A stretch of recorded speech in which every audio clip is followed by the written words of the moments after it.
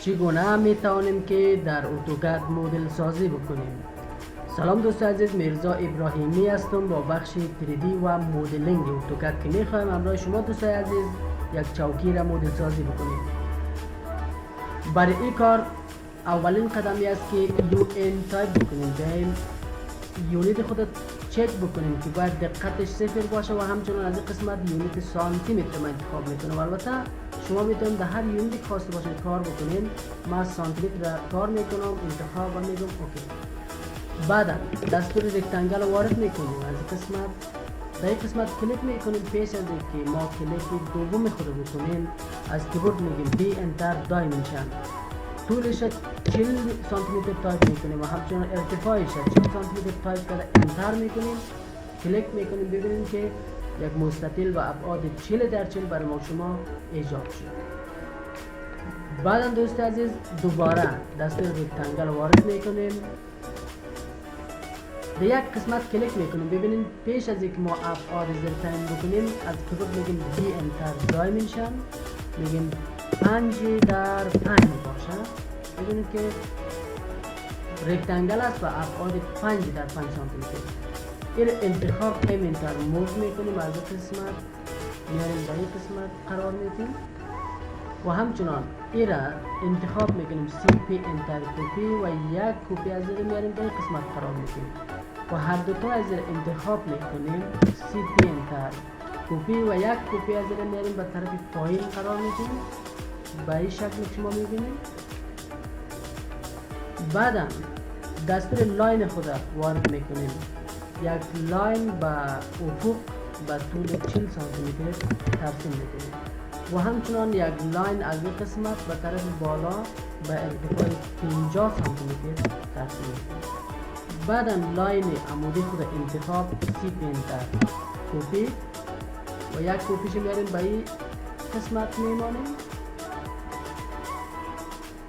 بعدا دستور آفست وارد میکنیم، انتر میکنیم، 4 سانتی متر تایپ میکنیم، بعد انتر میکنیم. ببینیم که این را 4 سانتی متر به این طرف آفست میکنیم، این لاین خود 4 سانتی متر به این طرف و همچنان لاین پایین خود 4 سانتی متر به طرف بالا آفست میکنیم.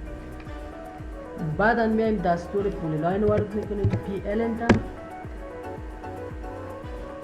یک پولی لاین در این قسمت ترسیم میکنیم و همچنان میایم یک پولی لاین در این قسمت ترسیم میکنیم و میایم دوست عزیز یک پولی لاین در این قسمت هم ترسیم میکنیم.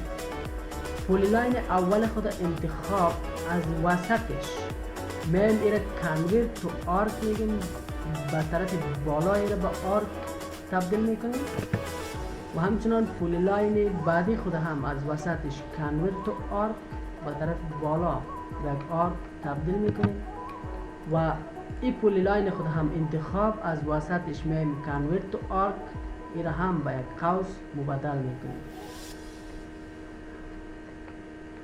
پولی لاین وسطی خود یک جلگه پایان میاریم و این را کپی میکنیم، سی پی انتر کپی، از وسطش یا از هر قسمتش که میخوایم کپی میکنیم.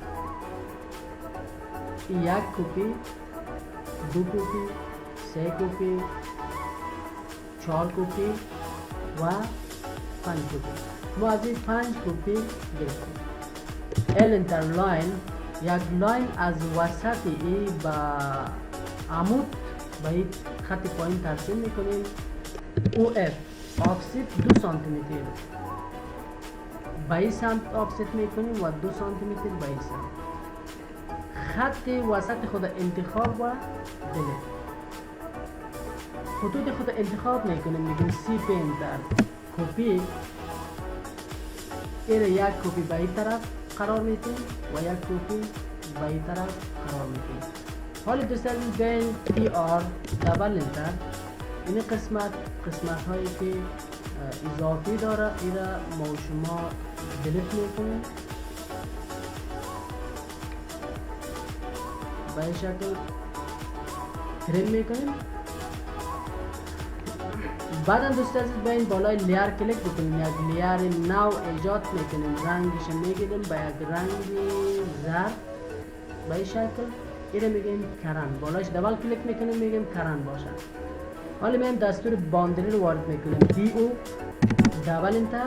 میایم این قسمت ها رو باندری میگیریم، این قسمت رو باندری میگیریم، این قسمت، این قسمت، این قسمت و این قسمت. دور شب ما و شما باندری میگیریم، این قسمت رو باندری میگیریم، این قسمت رو باندری میگیریم و این قسمت هم باندری میگیریم. از وسط این رو باندری میگیریم، این رو باندری میگیریم و این رو باندری میگیریم. اوکی کلیک میکنیم، ببینیم که ما و شما با لیر دیگه این قسمت رو باندری گرفتیم. حالا دوست عزیز میایم نمای ایزومتریکش، از این قسمت کلیک میکنیم، میریم با نمای ایزومتریک. رکتانگل خود انتخاب میکنیم، EXTR اکسترودش میکنیم، با جهت بالا اکسترود میکنیم با اندازه 4 سانتی متر. میایم رکتانگل های خود انتخاب میکنیم، با این اساس این را هم اکسترود میکنیم با طرف بالا به اندازه 40 سانتی متر. ببینید که به اندازه 40 سانتی متر اکسترود کردیم. میایم خود رکتانگل کلان خود انتخاب میکنیم، میگیم که ام انتر مود. از این قسمت میاریم به این قسمت این را قرار میدیم. خب دوست عزیز میایم از این قسمت رکتانگل سفید خود کاملا آف میکنیم، این را کامل انتخاب میکنیم، میگیم EXTR اکسترود 4 سانتی متر به طرف بالا، 5 سانتی متر به طرف. ببینید که این هم اکسترود شد. خب میایم از قسمت ویژوال استایل بالای ریالستیک کلیک میکنیم، با این شکل برای ما شما نشان میده. و همچنین میایم از قسمت میگیم پرسپکتیو باشه، این برای ما با پرسپکتیو مبدل میشه. این میایم کامل انتخاب میکنیم، از قسمت یک گروپ میسازیم. ببینید که این ما شما گروپ ساختیم و این میایم بعدا روتیت میکنیم. ببینید که بالا یک از رایت کلیک میکنیم، از قسمت میایم مودلینگ انتخاب میکنیم. این مودلینگ در این صفحه ما شما بیاید. شما ببینید که ما در این قسمت داریم به نام 3D روتیت. این انتخاب میکنیم، میایم بالا از این و این را روتیت میکنیم، به این شکل استادش میکنیم و موو میکنیم. این را ام انتر موو. میایم از این قسمتش میگیریم، این را بالا میبریم و این قسمت خود چوکی خود قرار میدیم. شما ببینید که یک چوکی بر راحتی ساخته شد به این شکل که میشه شما بسازین و مورد استفاده قرار بدید. خب دوست عزیز میایم چوکی خود انتخاب میکنیم، چوکی خود به این شکل انتخاب میکنیم و این را کاملا گروپ میسازیم و انتخاب میکنیم. دوست عزیز ببینید در این قسمت ما 3D اری داریم، این را میگیریم در این قسمت کلیک و میگیم انتر. ببینید از ما پرسان میکنه که رکتانگولار یا پولار. میگیم رکتانگولار. پیش ماوس دقت بکنید نوشته است انتر the number of row. میگیم 4 رو باشه 4 انتر.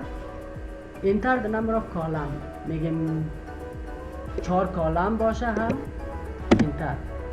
انتر the number of level. لیولش میگیم 1 باشه انتر. the number ببینید که فاصله بین روها رو میگیم 100 سانتی متر باشه و فاصله بین کالم ها رو هم میگیم 80 سانتی متر باشه. ببینید که به این شکل چوکی های شما بر شما اره میشه که میشه استفاده بکنید به این شکل.